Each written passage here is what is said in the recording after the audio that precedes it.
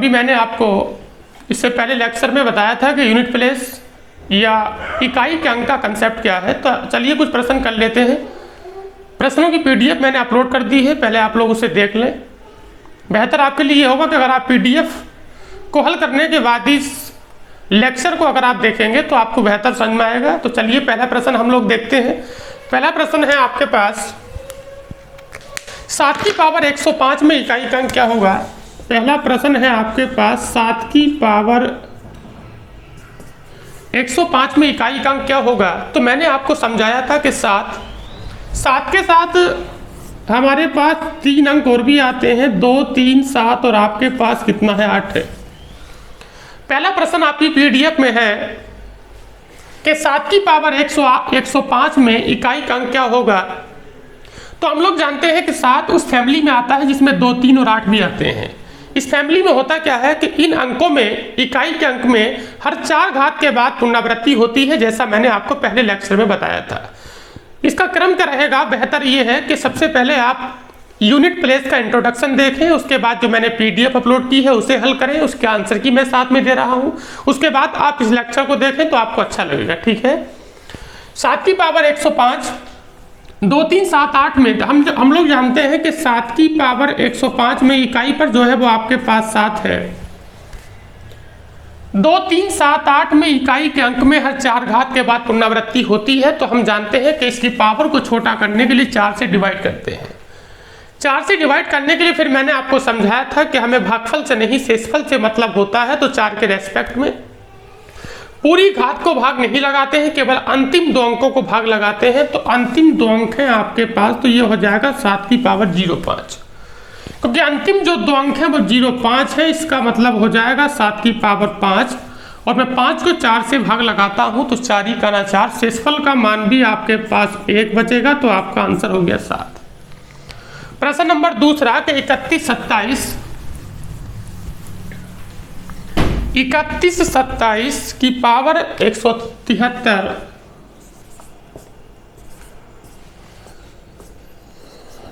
3127 की पावर 173 हम लोग जानते हैं कि इकाई पर लिखा है 7 और पावर के लास्ट के 2 अंक लेंगे तो ये हो जाएगा 7 की पावर 73।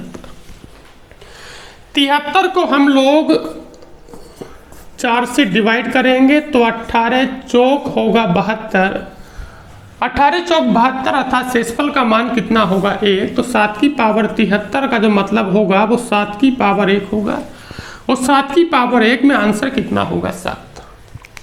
प्रश्न नंबर आपके पास तीसरा। प्रश्न नंबर तीसरा है कि 3 की पावर है आपके पास 40। प्रश्न नंबर है आपके पास तीसरा। 3 की पावर 40 में यूनिट प्लेस या इकाई का अंक क्या है। तो हम जानते हैं कि पावर को 4 से भाग लगाते हैं। जब पावर को छोटा करने के लिए 4 से भाग लगाते हैं तो एक रूल मैंने आपको और भी दिया था कि यदि किसी संख्या की पावर अगर 4 से पूरी कट जाती है, 4 ढाई 40, तो यहाँ पर हम पावर 4 ही रखते हैं। तो 3 की पावर 4, 3 की पावर 4 का मतलब ये है कि गुणा करेंगे 4 बार तो 3 गुणा 3 गुणा 3 गुणा कितना होगा 3, अर्थात 3 तिया 9 तिया 27 का 7, 7 तिया 21। इकाई पर काम करेंगे, संख्या बड़ी होगी या छोटी होगी आपको इकाई का अंक ही लेना है। अर्थात 3 तिया 9, 9 तिया 27 का 7, 7 तिया 21 और 21 का कितना होगा आपके पास 1, अर्थात 3 की पावर 40 में जो इकाई का अंक होगा वो आपके पास 1 होगा। अगला प्रश्न है कि 2003 की पावर, अगला प्रश्न है कि 2003 की पावर 2003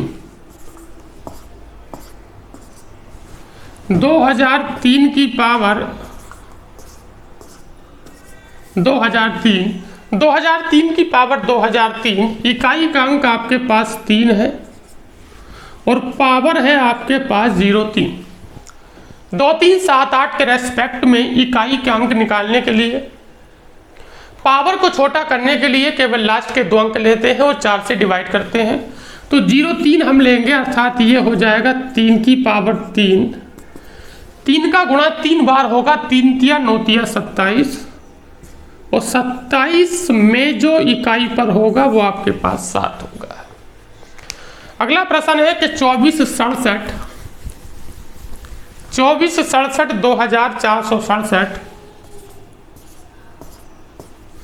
2467 की पावर है 153, 2467 की पावर 153, 341 की पावर है आपके पास 72। इकाई पर काम करना है तो ये हो जाएगा 7, लास्ट के 2 अंक लेंगे 7 के रेस्पेक्ट में, तो ये हो जाएगा 7 की पावर 53। इसमें इकाई का अंक आपके पास 1 है। हम लोग जानते हैं कि यदि किसी संख्या का इकाई का अंक यदि 1 है तो उसका की पावर चाहे कितनी भी हो उसमें इकाई पर हमेशा 1 होगा। तो 7 की पावर 53 को हम लोग हल करेंगे तो 53 को 4 से भाग लगाते हैं, 13 चौका 52, अर्थात 7 की पावर बचेगा 1, अर्थात आंसर कितना होगा 7। 53 को 4 से डिवाइड करिए, 4 से भाग लगाते हैं, 13 बार कटेगा, 13 चौका 52, 13 चौका 52 तो आपके पास शेषफल 1 बचेगा और साथ ही 7 की पावर 1 गुणा 1, अर्थात आंसर कितना होगा आपके पास 7। अगला प्रश्न है आपका प्रश्न नंबर आपका 6 है। इस पीडीएफ में 35 प्रश्न है। इसी के मैं एक टेस्ट भी अभी लूंगा थोड़ी देर के बाद आपसे।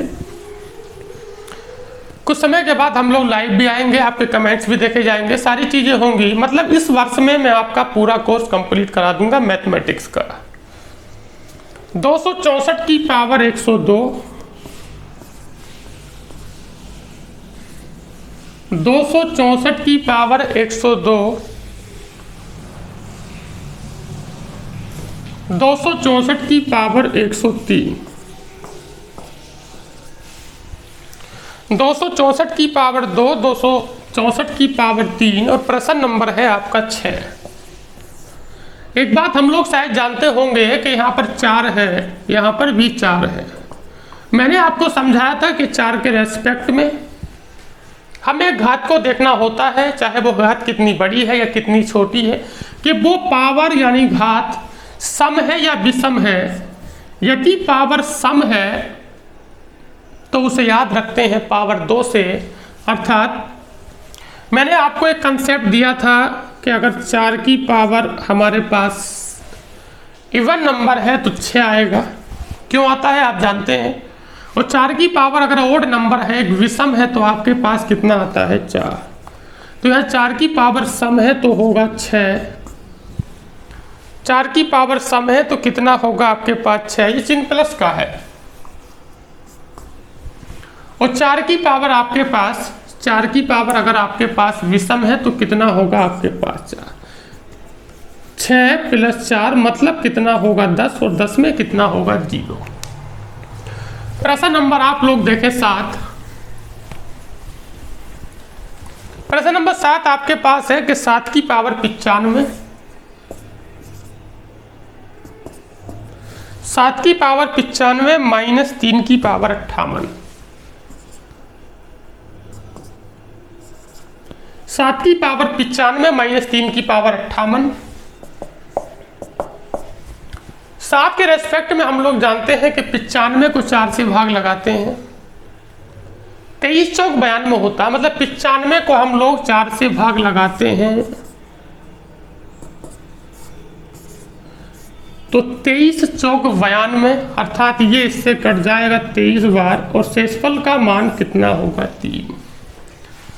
ये 7 की पावर आपके पास 3 हुआ माइनस, ये 4 से भाग लगाते हैं तो 58 को 4 से भाग लगाते हैं, 14 चौका 56, अर्थात शेषफल का मान होगा आपके पास 2।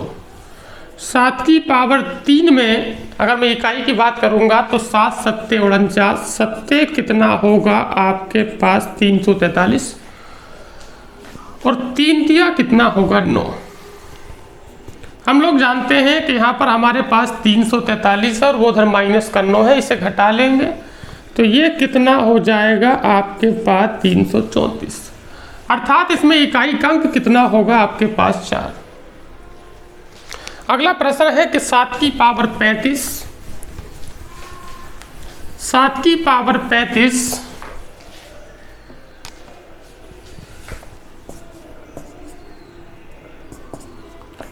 7 की पावर 35 गुणा 3 की पावर 71, 7 की पावर 35 गुणा 3 की पावर 71 गुणा 7 की पावर 35 गुणा 3 की पावर 71 गुणा 11 की पावर 55। 35 को हम लोग 4 से भाग लगाते हैं तो 4 अट्ठे 32, अर्थात कितना होगा आपके पास पावर 3। 71 को 4 से भाग लगाते हैं तो 17 चौका 68, पावर होगा 3। ये प्रश्न नंबर है आपका 8। आप लोग प्रश्न नंबर 8 कर रहे हैं। 7 की पावर 35 गुणा 3 की पावर है आपके पास 71 गुणा 11 की पावर 55। यदि यहाँ पर इकाई पर 1 लिखा है तो पावर नहीं रखती मायने, अर्थात 1 हो गया। 7 की पावर 3 में अगर मैं 7 की पावर 3 को खोलूंगा तो 7 सत्ते 49, सत्ते 343, मतलब होगा आपके पास 3। 3 तिया 9 तिया 27 का कितना होगा 7 और 1। इकाई पर काम करेंगे ना कि दहाई पर। 7 की पावर 3 को खोलेंगे तो 7 सत्ते 49, सत्ते 343, 3 हो गया। 3 तिया 9 तिया 27 का 7 होगा, फिर 7 तिया 21, 21 का 1 और 1 ही करना है आपके पास 1, अर्थात आपके प्रश्न का जो उत्तर हुआ वो 1 हुआ। अगला प्रश्न हम लोग देखेंगे। प्रश्न नंबर है आपके पास 9। प्रश्न नंबर आपके पास 9 देखें आप लोग। 9 कैसे करेंगे? प्रश्न नंबर 9 क्या है? प्रश्न नंबर 9 है कि 424 की पावर 11, 424 की पावर 111, 424 की पावर 111 और 727 की पावर 188, 828 की पावर 199।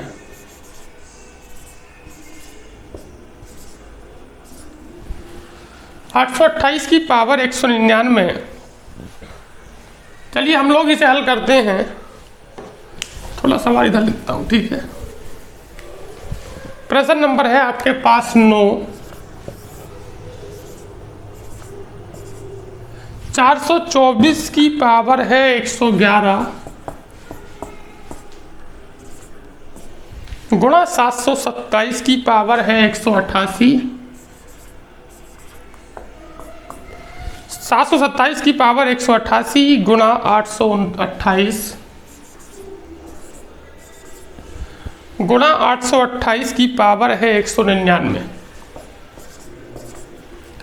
मैंने आपसे कहा था कि 4 के रेस्पेक्ट में केवल ये देखा जाता है कि पावर सम है या विषम है। पावर विषम होती है तो उसका मान 4 आता है। ये 7 की पावर 88 है तो यहाँ पर आपके पास 7। अब बात आती है कि 88 पर काम करेंगे, 188 पर। तो पावर को छोटा करने के लिए केवल अंतिम अंकों पर काम करते हैं। 88 पर काम करूंगा, 4 से डिवाइड करेंगे, 22 चौक 88, पूरा पूरा कट गया। और पूरा पूरा विभाज्यता के केस में पावर को 4 ही रखते हैं। ये हमारे पास कितना है 8, 99। इसे 4 से भाग लगाते हैं तो 24 चौक 96। 24 का पहाड़ आपकी याद है, 24 चौक 96, अर्थात 4 को 99 से भाग लगाते हैं तो शेषफल हुआ 3। इसे हम लोग 4, ये 7 की पावर 4, मतलब इसे 4 बार खोलेंगे तो इसमें जो इकाई पर मिलेगा वो आपके पास 1 मिलेगा। 8 की पावर 3 को हम खोलेंगे तो ये 512 होता है, अर्थात इकाई पर कितना मिलेगा 2। तो 4 दूनी 8 और 8 ही का ना कितना होगा 8। तो आपके प्रश्न का उत्तर 8 हुआ। प्रश्न नंबर देखिए आप लोग 10। प्रश्न नंबर 10 हम लोग कैसे करेंगे? प्रश्न नंबर आपका 10।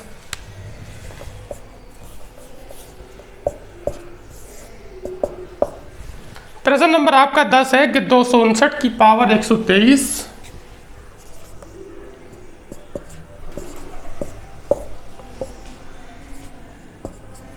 259 की पावर 123 माइनस 525,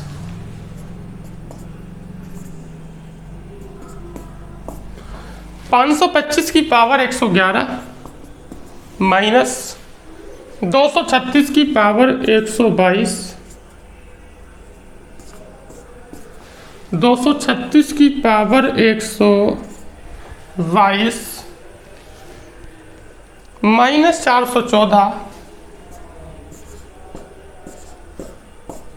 414 की पावर है आपके पास 115, 414 की पावर 115 प्लस 323 की पावर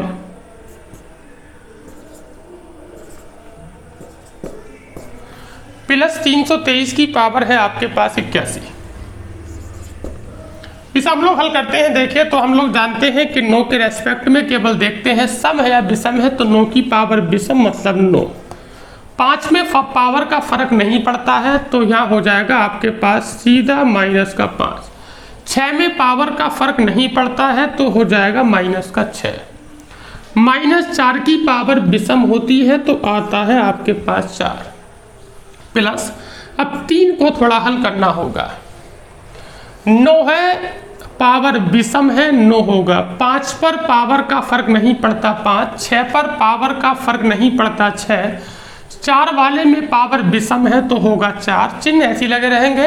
यहाँ 3 की पावर 81, 81 को 4 से भाग लगाते हैं तो 20 चौक 80 अर्थात 3 की पावर 1।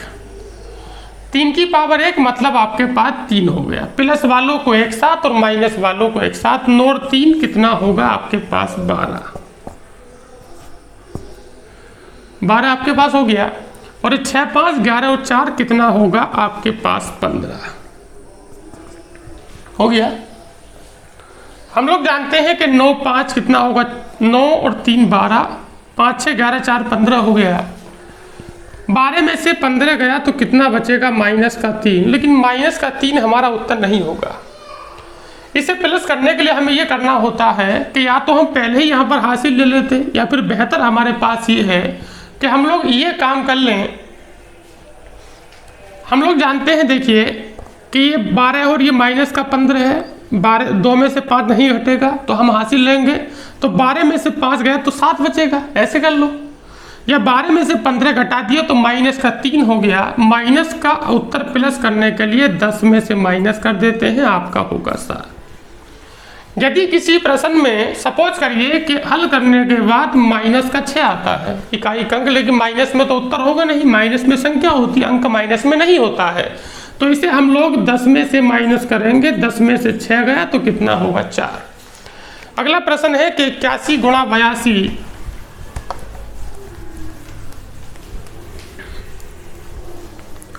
अगला प्रश्न है कि 81 गुणा 82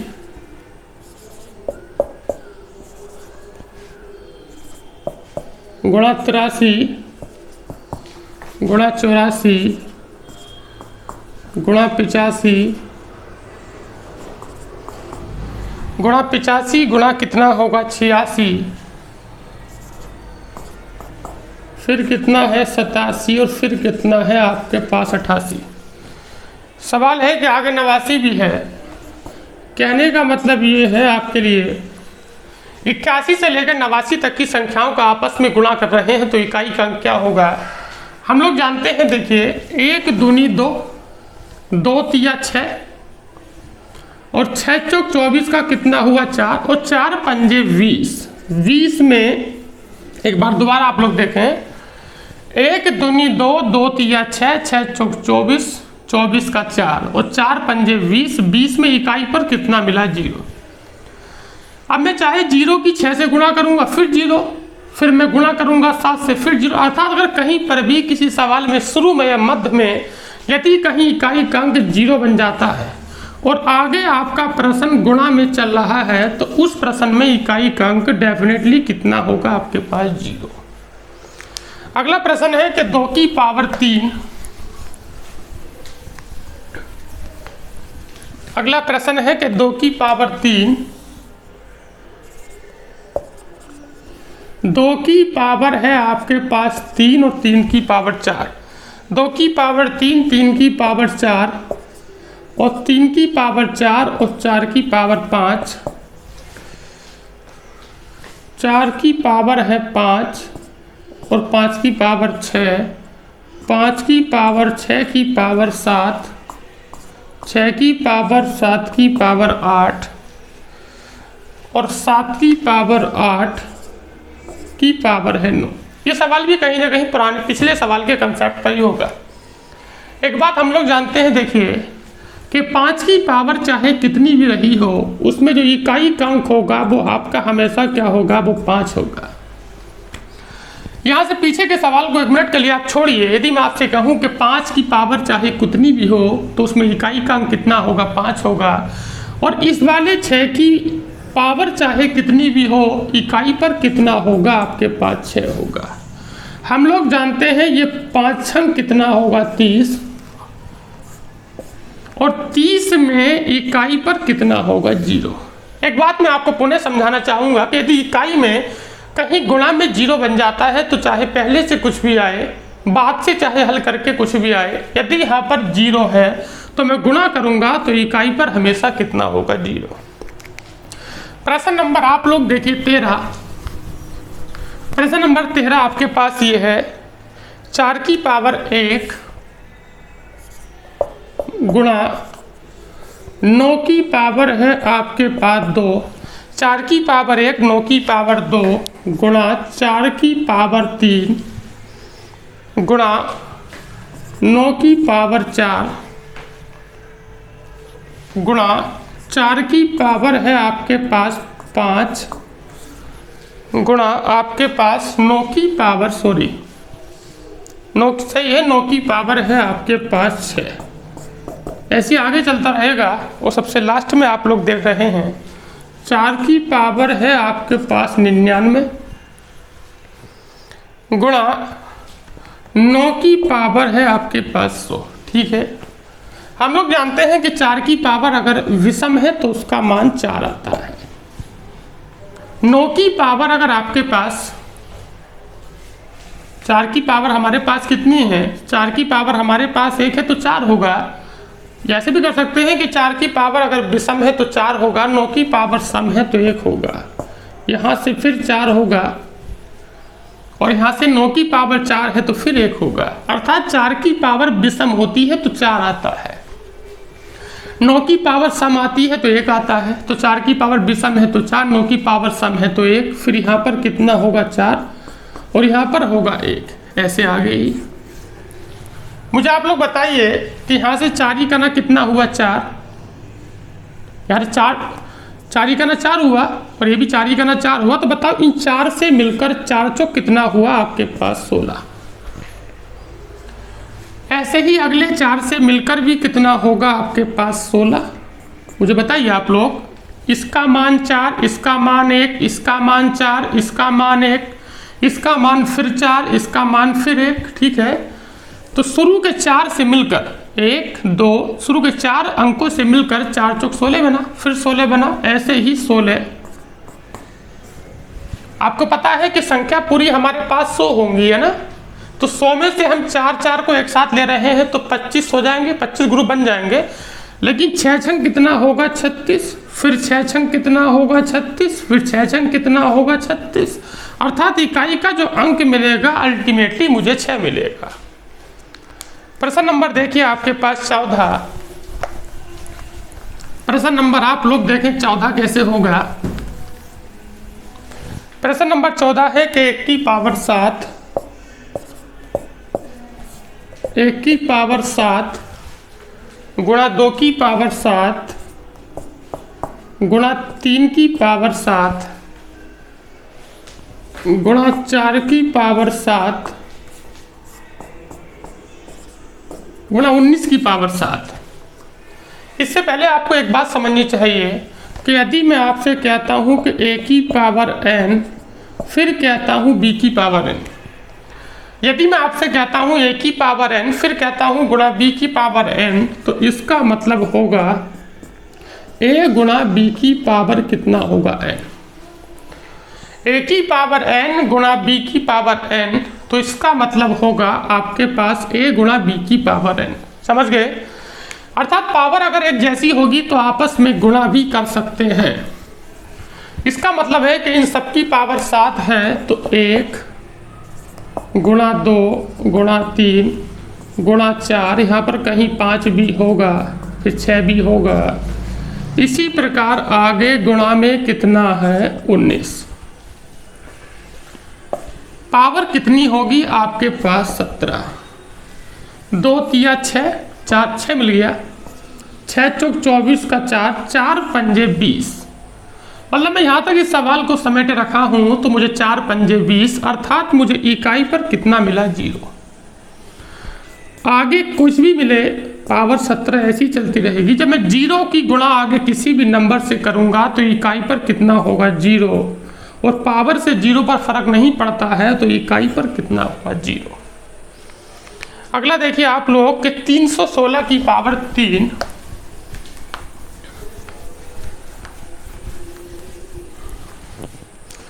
316 की पावर 3 316 की पावर 3 की पावर है आपके पास 4n प्लस कितना है आपके पास 1। कुछ लोग ये भी सोच रहे होंगे कि पता नहीं n का मान यहाँ बाहर से लगाना है या इसमें दिया क्यों नहीं है। इसमें सवाल में हमें n का मान लगाने की बिल्कुल भी आवश्यकता नहीं है। ये प्रश्न नंबर 15 है, ये प्रश्न नंबर है 15। यहाँ पर हमें n का मान लगाने की आवश्यकता नहीं है। 316 की पावर 3 की पावर 4n, यदि मैं यहाँ पर n का मान 1 लगाता हूँ या कुछ भी लगा लेता हूँ, इस पावर से फर्क नहीं पड़ेगा। वजह क्या है, इकाई पे कितना लिखा है 6। चाहे n का मान कुछ भी लगाओ, इसे हल करने के बाद चाहे कुछ भी आए, वो चाहे कुछ भी वैल्यू बने, लेकिन पावर 6 वाले केस में मायने नहीं रखती है। यदि किसी संख्या का इकाई अंक 6 है तो पावर चाहे कुछ भी हो उसका अंक हमेशा 6 रहेगा। इसका मतलब है कि 6 की पावर चाहे कुछ भी इकाई का अंक 6 होगा, और 6 प्लस 1 अर्थात इकाई पर हमेशा कितना होगा 7। अगला प्रश्न है कि यदि m और n धन पूर्णांक है। देखो इसे एक तरीके से हम और भी देख सकते हैं। जैसे हम लोगों ने PCM ओपन कर लिया, PCM एप्लीकेशन को हम लोग ओपन करेंगे।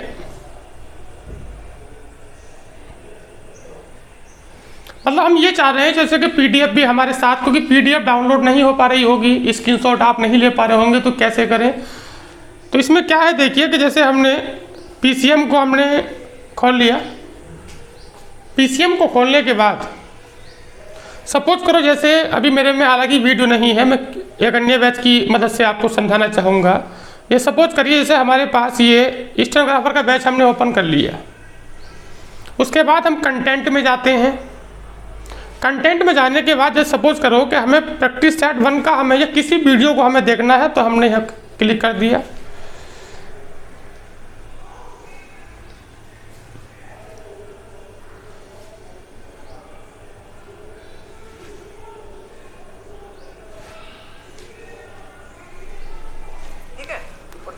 जैसे हमारी वीडियो शुरू हो गई है ना, अब हम ये कह रहे हैं कि यार वीडियो तो शुरू हो गई, बट पता नहीं वो क्वेश्चन क्या थे, हमारी तो याद रहे नहीं है। तो इसमें हम लोग एक काम कर सकते हैं, इसे यहाँ से मिनिमाइज कर दें। इसे बीच वाले बटन से प्रेस कर दिया हमने इसे, तो ये वीडियो हमारा खुद ही नीचे चलता हुआ आ रहा है। ठीक है, PCM के बाद फिर एक बार दोबारा जाएंगे। उसके बाद प्रैक्टिस सेट 1 की वीडियो चल रही है, तो इसे ओपन कर लेंगे और इस वीडियो को ऐसे ऊपर ले जाएंगे।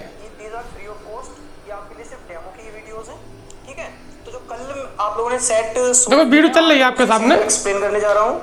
उससे पहले आप मेरी 2-4 बातें ध्यान सुन लेना। और नीचे PDF खुल कर जाएगी, उस पर आप सवाल ऐसे सेट कर सकते हैं। एक्सप्लेन करूंगा चीजें, वो क्या क्या होंगी। एक तो मैं आपको एक्सप्लेन करूंगा। देखो ये PDF नीचे खुल के आ गई, इसे बड़ा कर लें इसे, आपको एक्सप्लेन करूंगा और उसी सवाल के पास इसे ले जाएं जो वीडियो में बात चल रही है। समझ गए आप लोग, इस तरह से मैं आपको एक्सप्लेन करूंगा। आइए देखते हैं अगला प्रश्न। प्रश्न नंबर है आपके पास 16 कि यदि m और n धन पूर्णांक है, यदि m और n धन पूर्णांक है तो m 5 की पावर n 5 की पावर n प्लस 6 की पावर है आपके पास m, 5 की पावर n प्लस 6 की पावर है आपके पास m। तो तो करें कि इकाई के स्थान पर हमेशा क्या होगा, हम लोग जानते हैं कि यदि किसी संख्या का इकाई का अंक 5 है तो पावर चाहे कुछ भी रही हो, पावर का फर्क नहीं है, यहाँ पर कितना होगा 5। यदि किसी संख्या में इकाई पर 6 है तो पावर नहीं रखती मायने, यहाँ पर 6 होगा तो 6 और 5 होगा 11, 11 में हमेशा क्या है 1। 5, 6, 0 और 1 वाले केस में पावर का कोई फर्क नहीं पड़ता है, ठीक है। अगला प्रश्न हम लोग देखें कि 1 से 100 तक की प्राकृतिक संख्याओं के योगफल में इकाई के अंक पर क्या होगा, अर्थात जैसे पहली प्राकृतिक संख्या 1 होती है, उसके बाद 2, फिर 3, फिर उसके बाद होगा 4। कह रहे हैं कि 1 से लेकर 100 तक की संख्याओं को जोड़िए और जोड़ने के बाद हमें बताइए कि उसमें इकाई का अंक क्या होगा। तो इसका कोई शॉर्टकट नहीं है, आप इन संख्याओं को जोड़ेंगे। जोड़ने का एक फॉर्मूला मैं आपको देता हूं, आप लोग जानते भी होंगे कि n प्राकृतिक संख्याओं के योगफल का फॉर्मूला है कि n × n+1/2। संख्या 1 से शुरू होनी चाहिए, जहां तक जा रही है वो n का मान होता है। तो ये जो आपके पास वैल्यू है, ये जो आपके पास मान है, ये n का मान है। तो आपके पास n का मान 100 हो गया, 100 गुणा कितना होगा 101 और बटे कितना होगा 2। n का मान 100 लगा दिया, इसे 2 से हम लोग काटेंगे तो 2 से कितनी बार कटेगा 50 बार। अर्थात सवाल जो आपके पास हुआ वो 50 गुणा कितना हुआ 101। 50 में इकाई पर कितना है 0 और 101 में कितना है 1, अर्थात 0 गुणा 1 बराबर कितना होगा आपके पास 0। अर्थात मैं 1 से लेकर 100 तक की प्राकृतिक संख्याओं को जोड़ता हूं तो मैंने प्राप्त किया कि मेरे पास इकाई का अंक कितना होगा 0। अगला प्रश्न देखिए, प्रश्न नंबर 18 कि 1 से 100 तक की सभी प्राकृतिक संख्याओं की आपस में गुणा करें। तो 1 गुणा 2 गुणा 3 गुणा 4 और गुणा कितना होगा 5 और गुणा 6, ऐसे ही गुणा कहाँ तक करेंगे आप लोग 100 तक। मैं प्रश्न नंबर 18 की बात कर रहा हूं कि 1 से 100 तक की सभी प्राकृतिक संख्याओं के मल्टीप्लिकेशन में यूनिट डिजिट या यूनिट प्लेस क्या होगा। तो 1 ही 2 हो गया, 2 तिया 6, 6 चौक 24 का 4, 4 पंजे 20, अर्थात अभी तक जो मुझे इकाई का अंक मिला वो यहाँ तक 0 मिल गया।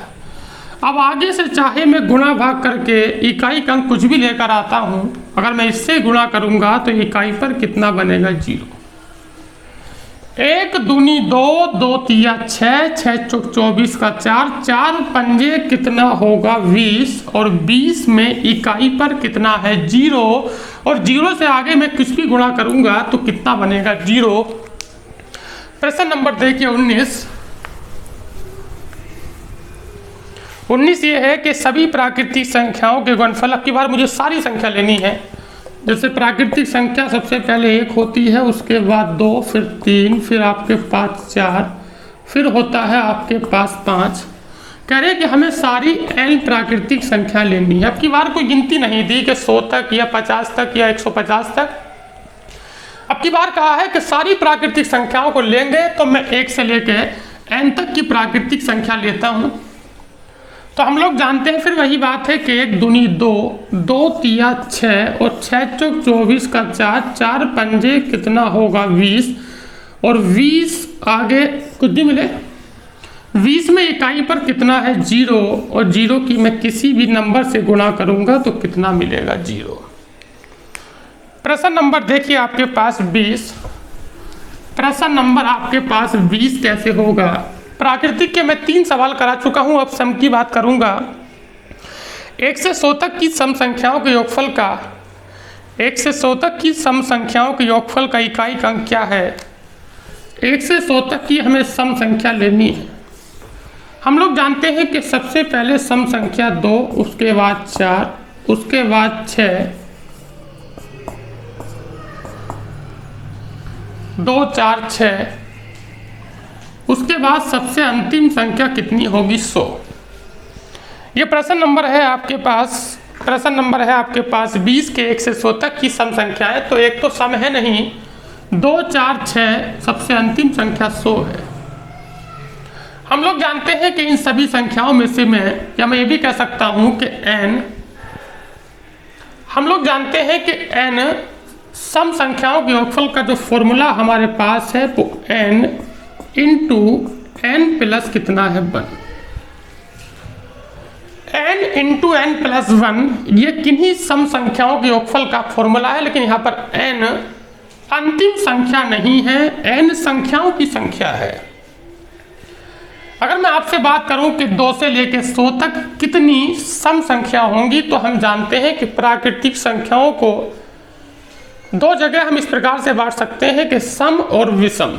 अर्थात 1 से लेकर 100 तक आधी संख्या सम होती है और आधी संख्या विषम होती हैं।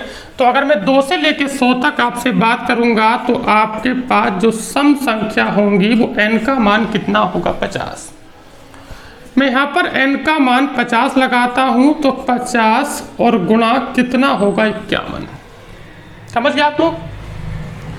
2 से 100 तक n का मान 100 नहीं है, अंतिम संख्या 100 है, लेकिन ये संख्याओं की संख्या नहीं है।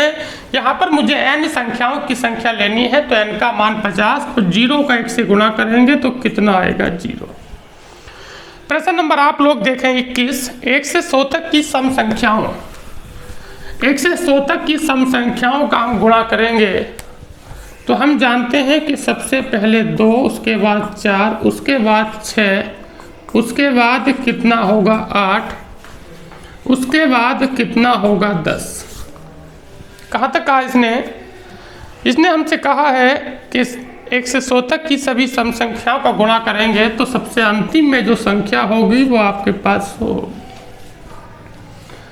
2 चौक 8, 8 छंग 48 फिर 8, 6 2 चौक 8 हुआ, 8 छंग 48 का 8 हुआ और 8 अट्ठे 64 का 4 हुआ और 4 धाई 40 में इकाई का अंक कितना है, ये 4 धाई 40 और 40 में इकाई का अंक कितना है 0। तो आगे से कुछ भी मिलेगा, यहाँ पर इकाई का अंक कितना होगा 0। अगला प्रश्न देखिए, प्रश्न नंबर 22। प्रश्न नंबर आपके पास 22 है। प्रश्न नंबर 22 है कि सभी सम संख्याओं के गुणनफल का, अब की बार सभी लेनी है तो 2, 4, 6, 8, 10, अब की बार हमें सभी संख्या लेनी, मतलब n तक लेनी है। हम जानते हैं कि सवाल को प्रारंभ से ही करेंगे तो 2 चौक फिर वही 8 हो गया, 8 छंग 48 का फिर वही 8 हो गया, 8 अट्ठे 64 का 4 हुआ और 4 धाई कितना हुआ आपके पास 40। 40 में इकाई पर कितना है 0, आगे आप गुणा करिए, आगे कुछ भी आपको मिलेगा तो यहाँ पर 0 से गुणा करेंगे तो कितना होगा 0। अगला प्रश्न आप देखिए, 1 से 100 तक की सभी विषम संख्याओं का योगफल। 1 से 100 तक की सभी, पहली विषम संख्या 1 होती है, उसके बाद 3 होती है, उसके बाद 5 होती है, उसके बाद 7 होती है। प्रश्न में कहा है कि 1 से 100 तक की, प्रश्न में कहा है कि 1 से 100 तक की सभी विषम संख्याओं को लें। 1 से 100 तक की सभी विषम संख्याओं को लें तो सबसे पहली विषम संख्या 1 होती है, उसके बाद 3, फिर 5, फिर 7, लेकिन 100 विषम नहीं है, अर्थात अंतिम संख्या क्या होगी 99। अब बात आती है कि विषम संख्याओं के योगफल का फॉर्मूला क्या है, तो किसी भी विषम संख्याओं के योगफल का जो फॉर्मूला है वो आपके पास n की पावर 2 है। लेकिन यहाँ पर भी सम की तरह n अंतिम संख्या नहीं है, n यहाँ पर भी संख्याओं की संख्या है। तो अगर मैं आपसे कहूँगा कि 1 से लेकर 99 तक कितनी संख्या विषम होंगी, तो ये संख्या होंगी आपके पास 50। 1 से 100 तक आधी सम होती हैं, अर्थात 50 सम होती हैं और 50 संख्याएं विषम होती हैं, तो ये बिल्कुल सही है। n का मान 50, n का मान 50 यहाँ लगाते हैं तो 50 की पावर 2 अर्थात 50 गुणा 50। 0 का गुणा 0 से करेंगे तो आपका उत्तर कितना होगा 0। अगला प्रश्न है 1 से 100 तक की सभी विषम संख्याओं की गुणा। अब गुणा की बात चल रही है, कह रहे हैं कि 1 से 100 तक का सबका गुणा करिए, 1 से 100 तक सभी विषम संख्याओं का गुणा करिए तो 1 गुणा कितना होगा 3, 1 गुणा 3 गुणा कितना होगा आपके पास 5 और 7। अब हालांकि 100 एक इवन नंबर है अर्थात एक सम संख्या है, तो अंतिम संख्या जो ओड के रेस्पेक्ट में लेंगे वो 99 होगी। अब की बार ये विषम संख्याओं की गुणा आपसे करा रहा है, ठीक है। 1 तिया 3, 3 पंजे 15 का 5, 5 सत्ते 45 का फिर 5, गुणा में यहाँ पर 9 होगा कहीं, 5 नम 45 का फिर 5। तो आगे चाहे कहीं तक भी गुणा करते रहिए, आपको हमेशा कितना मिलेगा 5। अर्थात विषम संख्याओं के आपस में अगर हम गुणा करते हैं तो इकाई के स्थान पर जो हमेशा अंक होगा वो आपके पास कितना होगा 5, ठीक है। अगला देखिए, अब सवाल ये है कि सभी विषम संख्याओं का गुणनफल, अब सभी विषम संख्याओं का गुणनफल करा रहा है, सभी विषम संख्याओं का गुणनफल करा रहा है। तो 1 3 5 7 यहाँ पर हो जाएगा 9, यहाँ पर होगा 11, यहाँ पर संख्या कितनी होंगी n। तो 1 तिया 3, 3 पंजे 15 का 5, 5 सत्ते 35 का 5, 5 नम 45 का 5, 5 ही का ना 5। अर्थात फिर वही है कि आप कहीं तक भी गुणा करिए, इसका आंसर हमेशा 5 ही आएगा। अब आता है कि सभी विषम अभाज्य, सभी विषम अभाज्य विषम भी हों और अभाज्य भी हों। हम लोग जानते हैं कि पहले में अभाज्य को प्रीफर करेंगे, तो सबसे छोटी जो प्राइम नंबर होता है, सबसे छोटी जो अभाज्य संख्या होती है वो आपके पास 2 होती। लेकिन 2 अभाज्य के साथ एक सम भी है, एकमात्र ऐसी अभाज्य संख्या जो सम है तो वो 2 है। लेकिन इसने हमसे कहा है कि विषम भी हो और अभाज्य भी हो, तो सबसे पहले हम लोग 3 लेंगे। 3 के बाद अभाज्य क्या आती है 5, और 5 के बाद अभाज्य आती है 7। इसने क्या कहा है कि सभी विषम अभाज्य है, तो 3 के बाद 5 के बाद 7, 7 के बाद 9 नहीं होगा 11 होगा, और 11 के बाद 13, 13 के बाद होगा 17। ये वो संख्या मैं लिख रहा हूं जो विषम और अभाज्य है। कुछ विषम संख्या ऐसी होती हैं जो भाज्य भी होती हैं। तो 3 पंजे 15 का 5, 5 सत्ते 35 का फिर 5, और 5 ही का ना 5, फिर 5 तिया 15 का 5, 5 सत्ते 35 का फिर 5। अर्थात आप कहीं तक भी इसे गुणा करेंगे तो आपका उत्तर कितना होगा 5 होगा। सवाल नंबर 27 ऊपर हो चुका है। सवाल नंबर देखिए 28, सवाल नंबर 28 कैसे होगा। प्रश्न नंबर आप लोग देखें 28 कैसे होगा। 1 से 11 के बीच की सभी अभाज्य संख्याओं का, 1 से 11 के बीच में जो सभी अभाज्य संख्या आती है उनका गुणनफल का इकाई का क्या होगा। तो 2 है, 3 है, 5 है, 7 है और आपके पास 11 है। 1 से 11 के तक कर लेंगे या 20 कर लेंगे, फर्क है। हालांकि मैंने जो यहाँ पर आंसर दिया है वो 2 से लेके 1 से 11 के बीच, 1 से 11 के बीच में कहा है। हम लोग जानते हैं कि 1 से 11 के बीच में अगर इसने कहा है तो 20 का मतलब ये है कि हम 1 को नहीं लेंगे और 11 को नहीं लेंगे, हम शुरू करेंगे 2 से। मैं प्रश्न नंबर 28 की बात कर रहा हूँ। सवाल में कहा जाता है कि 1 से 11 के बीच में, अगर मैं बीच वाले सवाल की मैं आपसे बात करूंगा तो उन दोनों को हम छोड़ देते हैं जो सवाल में दिया है। तो हम शुरू करेंगे 2 से, सबसे अभाज्य लेंगे 2, 2 के बाद लेंगे 3, और 3 के बाद लेंगे 5, और 5 के बाद लेंगे 7, उसके बाद कुछ नहीं है। 1 से 11 के बीच में कहा है तो 2 से लेके 7 तक लेंगे। 2 तिया 6, 6 पंजे कितना होगा 30, 30 में 0, और 0 का गुणा इस वाले 7 से करेंगे तो आंसर कितना होगा 0। अगला है कि 1 से लेकर 9999 के बीच सभी अभाज्य संख्याओं, 1 से 999999 9999 के बीच में कहा है तो हम शुरू करेंगे 2 से। 2 के बाद लेंगे 3, 3 के बाद लेंगे 5, और 5 के बाद 7, और 7 के बाद 11। और सबसे अंतिम जो संख्या होगी वो 99,900 कितनी होगी? 98। 1 से 99,999 के बीच की सभी कहा है, तो 2 से 99,998 तक की संख्या हम लेंगे। 2 तिया 6 और 6 पंजे 30। यहां से आगे बात मत करूंगा। 30 में इकाई का अंक कितना है आपके पास? 0। 0 से गुणा करेंगे तो कितना होगा? 0। बिल्कुल सही हो गया आपका। अब थोड़ा अच्छे सवालों की हम बात करेंगे कि दिए गए व्यंजक में इकाई का अंक क्या होगा? 11 की पावर है आपके पास 1 प्लस 12 की पावर 2 प्लस 13 की पावर 3 प्लस 14 की पावर कितना होगा? 4 प्लस 15 की पावर 5 प्लस 16 की पावर कितना होगा? 6। 11 की पावर 1, 12 की पावर 2, 13 की 3, 14 की 4, 15 की 5, 16 की पावर 6।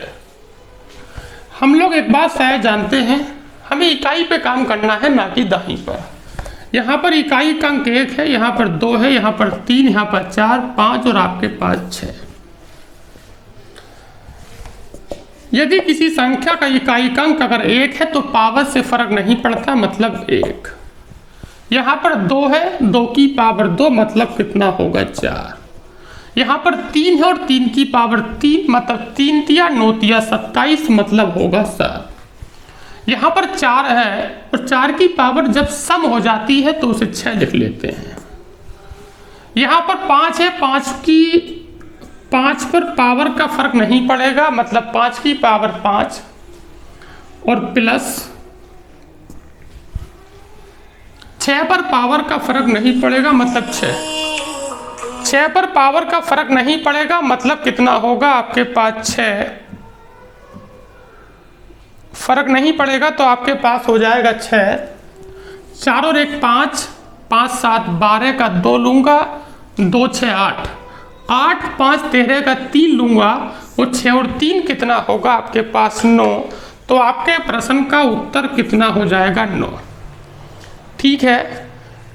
इस सीट में जो हमारे पास थे वो 35 सवाल थे, मैं 30 पर आ चुका हूं। चलो 31 नंबर सवाल। प्रश्न नंबर आप लोग देखिए 31 कैसे करेंगे। 1 factorial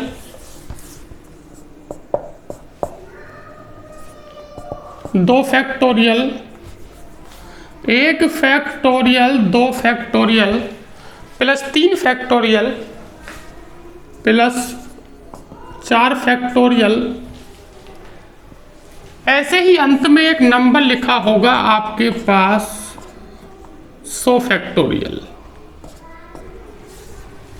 1 factorial 2 factorial 3 factorial 4 factorial और आपके पास लिखा है 100 फैक्टोरियल। 1000 तक भी ये हो सकता है, लेकिन इसका काउंट करने का तरीका ये नहीं कि सबको देखते हैं, तो पहले जान लेते हैं फैक्टोरियल क्या है। यदि फॉर एग्जाम्पल जैसे मैं आपसे बात करता हूँ, एक संख्या लिखी है 6 फैक्टोरियल, तो इसका मतलब क्या है? इस संख्या को हम 1 तक गुणा करके लिखेंगे। 6 के बाद गुणा में लिखेंगे 5, 5 के बाद लिखेंगे 4 और 4 के बाद लिखेंगे 3 और 3 के बाद होगा 2 और 2 के बाद होगा 1। ये मतलब होता है फैक्टोरियल का। इसी प्रकार अगर मैं 6 को अगर 5 6 गुणा ऐसे लिख दूं तब भी मुझे कोई दिक्कत नहीं होगी, क्योंकि 5 फैक्टोरियल का मान 5 से लेकर यहाँ तक होगा। ये हमने जाना फैक्टोरियल के बारे में। तो आइए प्रश्न को हल करते हैं, जिसमें करना क्या है। 1 फैक्टोरियल का जो मान होगा वो आपके पास 1 होगा, 2 फैक्टोरियल का मान 2 होगा और 3 का जो मान होगा वो 3 गुणा 2 गुणा 1 अर्थात 3 दूनी कितना होगा? 6। इसी प्रकार 4 फैक्टोरियल का जो मान होगा, 4 फैक्टोरियल का जो मान होगा वो 4 गुणा 3 गुणा 2 गुणा 1, तो वह हो जाएगा 4 तिया 12 दूनी 24 अर्थात 24 का कितना होगा? 4। इसी प्रकार हम 5 की बात करेंगे तो 5 फैक्टोरियल का मतलब होगा 5 गुणा 4 गुणा 3 गुणा 2 गुणा 1, मतलब 5 गुणा 4 गुणा 3 गुणा 2 गुणा 1। तो 5 चौक 20 या 60 दूनी 120, अर्थात 5 फैक्टोरियल का मान 120 हुआ। 120 में इकाई अंक कितना होगा? 0। उसके बाद इससे आगे मिलेगा मुझे 6 फैक्टोरियल। इसी प्रकार खोलेंगे, 6 फैक्टोरियल का मान 720 होगा। इसमें इकाई पर कितना है? 0। इसका मतलब ये हुआ, देखिए फिर 0, लास्ट तक 0 मिलता रहेगा। अर्थात 4 फैक्टोरियल के बाद जो 5 फैक्टोरियल आएगा, उस 5 फैक्टोरियल का मान 120 होगा और 120 में इकाई का अंक कितना है? 0। समझ गए आप लोग? उसके बाद 6 होगा, उसका 720 बनेगा, उसका फिर 0। इसी प्रकार 8 में, अर्थात 4 फैक्टोरियल के बाद जो प्रत्येक संख्या आपको नजर आ रही है उसमें इकाई का अंक 0 बनेगा। और 0 को मैं किसी भी संख्या में जोड़ूंगा तो फर्क नहीं पड़ेगा। 1 और 2 कितना होगा? 3, 3 और 6 9, 9 4 13, और 13 में इकाई पर कितना है? 3, और उधर से है 0, तो हमारा उत्तर कितना होगा? 3। ठीक है, एक काम करता हूं, इसे आज के लिए लेक्चर को इतना ही रखते हैं। बाकी प्रश्नों को आप हल करने की पूरी कोशिश करें। थैंक यू, धन्यवाद।